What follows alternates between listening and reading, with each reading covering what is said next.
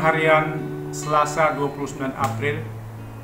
Dalam nama Tuhan kupatahkan serangan mereka. Mazmur 118 ayat 1-12.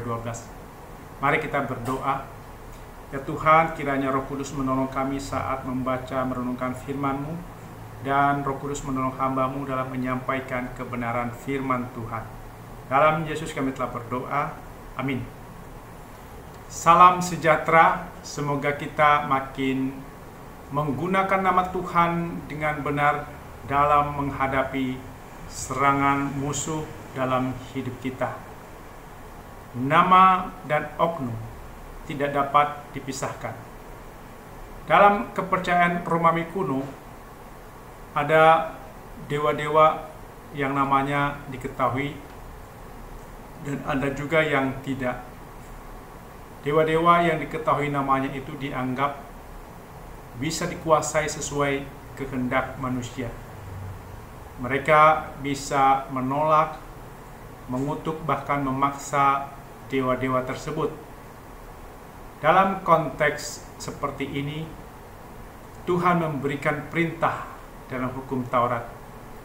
Jangan menyebut nama Tuhan Allahmu dengan sembarangan, karena Allah memandang bersalah siapa saja yang menyalahgunakan namanya. Keluaran 20 ayat 7. Dalam nama Tuhan berarti melalui namanya Allah menyatakan dirinya dalam Yesus Kristus yang telah mati dan bangkit.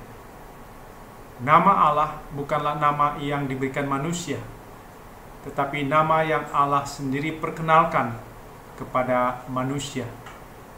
Nama Allah menggambarkan hakikat dan sifatnya. Allah yang menyertai, mengasihi, menolong, dan menyelamatkan manusia. Ia menjadi sahabat yang setia bagi kita. Oleh sebab itu, nama Allah harus digunakan dengan hormat sesuai dengan sifat dan kehendaknya, bukan untuk kepentingan pribadi. Nama Tuhan mengingatkan kita untuk bertobat. Nama Tuhan tidak dapat diperlakukan seperti jampi-jampi untuk memaksa Tuhan mengikuti keinginan manusia. Tuhan bersedia mendengarkan dan menerima doa kita, tetapi Dia tidak bisa dipaksa atau diatur. Nama Tuhan harus disembah dan dimuliakan, bukan dihujat. Nama Tuhan berkaitan dengan kekudusan, kebaikan, kebenaran, dan kesetiaan. Paulus sebelum bertobat pernah menghujat Tuhan dan dengan penuh amarah menganiaya orang-orang percaya kepada Yesus. Namun setelah bertobat ia berubah menjadi orang yang menyembah dan memuliakan Tuhan. Ketika kita dikepung oleh berbagai masalah, pergumulan, kedukaan, sakit, penyakit, kesulitan ekonomi, tekanan hidup, kita tidak boleh menyalahkan Tuhan atau berpikir bahwa Tuhan tidak peduli. Seperti pemazmur yang dalam keadaan dikepung oleh musuh, tetap mengucap syukur, sebab Tuhan itu baik, kasih setianya untuk selama-lamanya. Mazmur 118 ayat 1.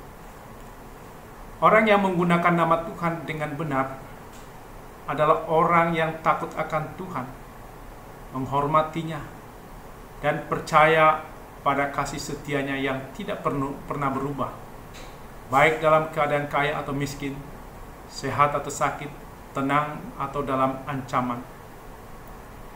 Dalam berbagai kesesakan, ekonomi, hati, ketakutan, kedukaan, orang percaya berseru dalam nama Tuhan. Jawaban Tuhan adalah memberikan kelegaan, jalan keluar yang lebih luas, menempatkan orang percaya seperti di tanah lapang, bebas dari sesak. Sekalipun kita merasa terjepit, Tuhan memperhatikan dan peduli. Sebagaimana Yesus peduli kepada murid-murid yang ketakutan. Yohanes 20 ayat 19. Ia hadir membawa damai sejahtera. Ancaman tidak langsung hilang, tetapi kehadiran Yesus memberi kekuatan untuk menjalani hidup dan bersaksi tanpa takut. Orang yang mengandalkan manusia, baik orang kaya, pembesar, kekuatan sendiri atau kuasa dunia, tidak akan mendapat pertolongan Tuhan.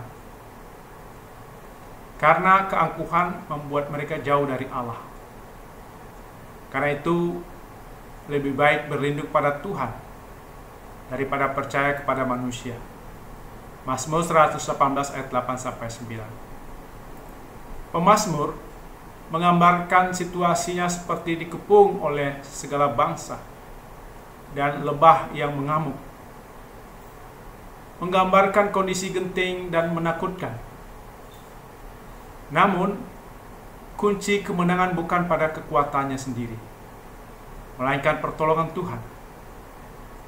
Kalimat "dalam nama Tuhan kupatahkan serangan mereka" diulang 3 kali, menekankan bahwa hanya karena kuasa Tuhan ia bisa menang.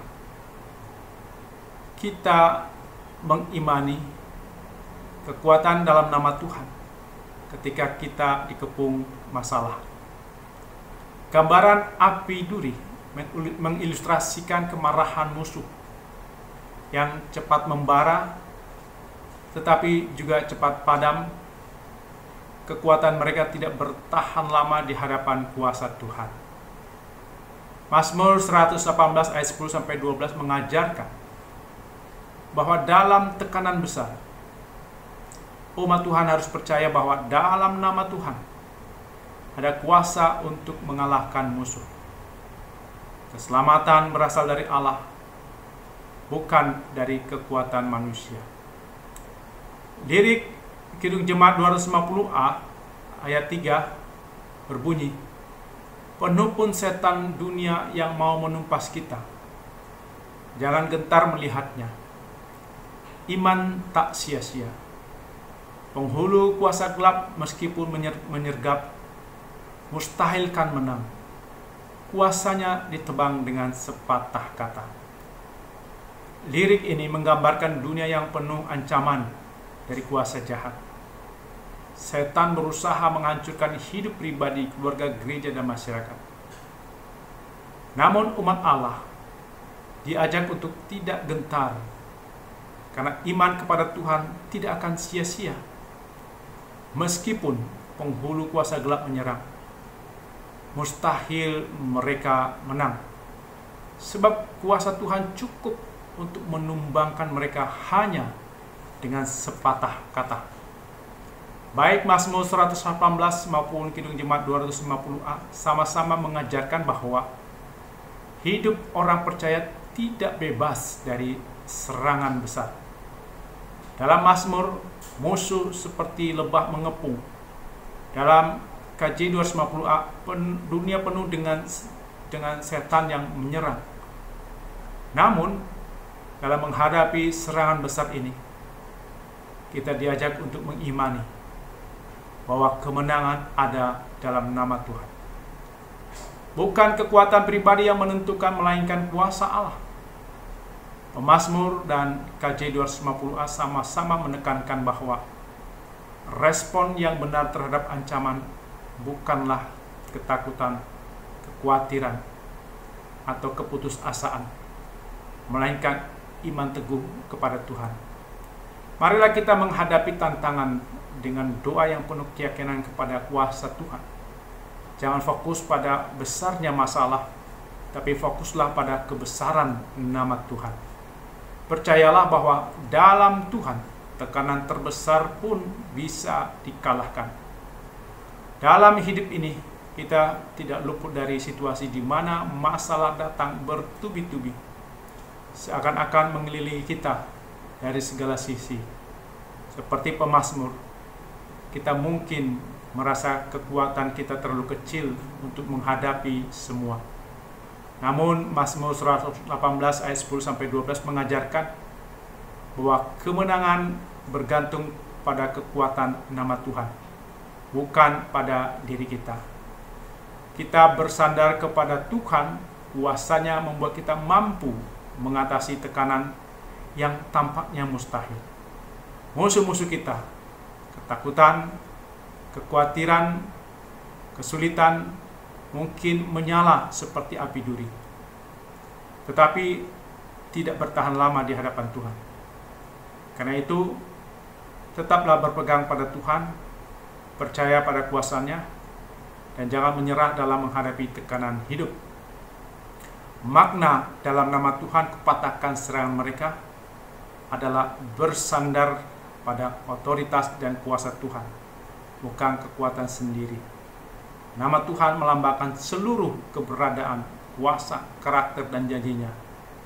Ketika pemazmur berkata dalam nama Tuhan, ia mengakui bahwa kemenangan bukan dari dirinya, tapi dari Tuhan yang berdaulat. Kupatahkan serangan mereka, berarti Tuhan memberikan kekuatan nyata kepada orang percaya untuk mengalahkan segala bentuk serangan, baik fisik, emosional, maupun rohani. Ini menunjukkan iman yang aktif, bergerak dengan percaya kepada kuasa Tuhan. Kita mengandalkan pertolongan Tuhan dalam peperangan hidup. Seruan ini menyatakan bahwa pertolongan Tuhan bukan sekedar harapan kosong, melainkan kuasa nyata yang bekerja di dalam kehidupan orang percaya.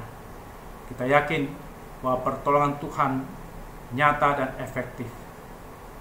Mari kita menyanyikan KJ 250 ayat 3 seperti lirik di atas, dan kita bersama-sama menyanyikannya. Penuh pun setan dunia yang mau menumpas kita, jangan gentar melihatnya, iman tak sia-sia. Penghulu kuasa gelap, meskipun menyergap, mustahil kan menang, kuasanya ditebang dengan sepatah kata. Amin. Mari kita berdoa. Ya Tuhan, mampukan kami menggunakan nama Tuhan dengan benar dalam menghadapi serangan musuh dalam hidup kami. Dalam nama Yesus kami berdoa. Amin.